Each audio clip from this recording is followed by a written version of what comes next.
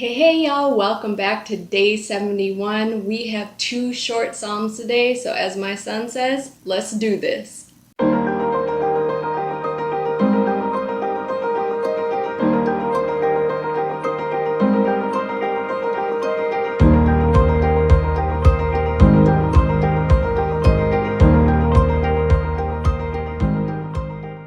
So before I read my first psalm, please don't forget to subscribe to my channel if you aren't yet. Please like this video, share, and then go ahead and comment. I want to hear what you thought about these 2 psalms. Alright, so I'm going to start with Psalm 122, and I'm reading from the NIV. I rejoice with those who said to me, "Let us go to the house of the Lord." Our feet are standing in your gates, Jerusalem. Jerusalem is built like a city that is closely compacted together. That is where the tribes go up, the tribes of the Lord, to praise the name of the Lord according to the statute given to Israel. There stand the thrones of judgment, the thrones of the house of David. Pray for peace of Jerusalem. May those who love you be secure. May there be peace within your walls and security within your citadels. For the sake of my family and friends, I will say, peace be within you. For the sake of the house of the Lord our God, I will seek your prosperity. So like I said, we are continuing with the Songs of Ascents. This one is about the pilgrims' arrival in Jerusalem. We have David's name attached to this psalm, which is, of course, because it is all about Jerusalem.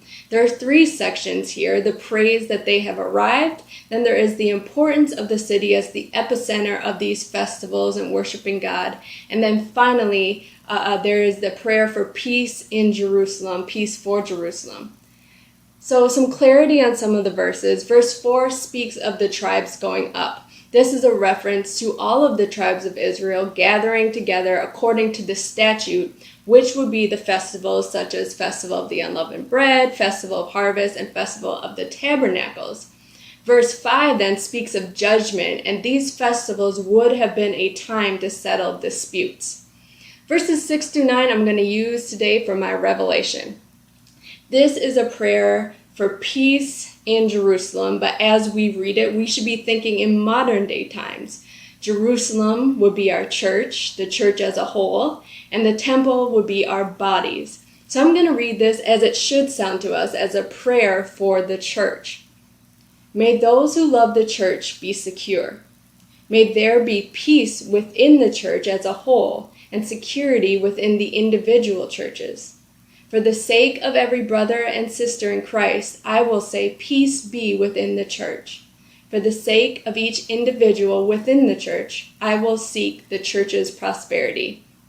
So we have here an amazing example of how to look through the Psalms through that new covenant lens and how we can use it today. Even though we are not in Jerusalem, we have a Jerusalem that was given to us by Jesus Christ, and that is the church. All right, let's shift into Psalm 123. I'm going to read from the Amplified for this one. Unto you I lift my eyes, O you who are enthroned in the heavens. Behold, as the eyes of servants look to the hand of their master, and as the eyes of a maid to the hand of her mistress, so our eyes look to the Lord our God, until he is gracious and favorable toward us. Be gracious to us, O Lord. Be gracious and favorable toward us, for we are greatly filled with contempt.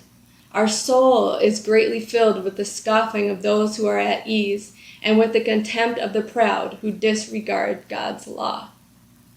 So this is a petition of deliverance from these proud people who are contemptible.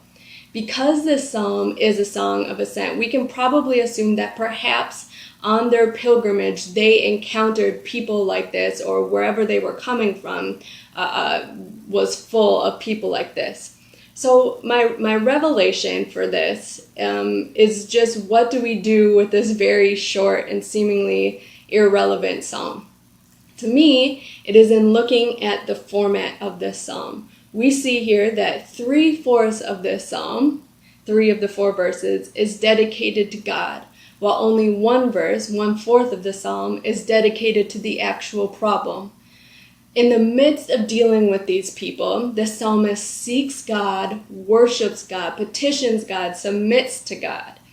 All of that before even stating the issue. And so we have here an example of how we are to posture ourselves in such circumstances. We are to always put God before and over any situation that we are looking into. And our view of God should always outweigh the problem.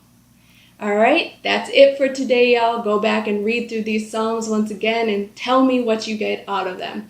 I will see you back here again on tomorrow. Bye.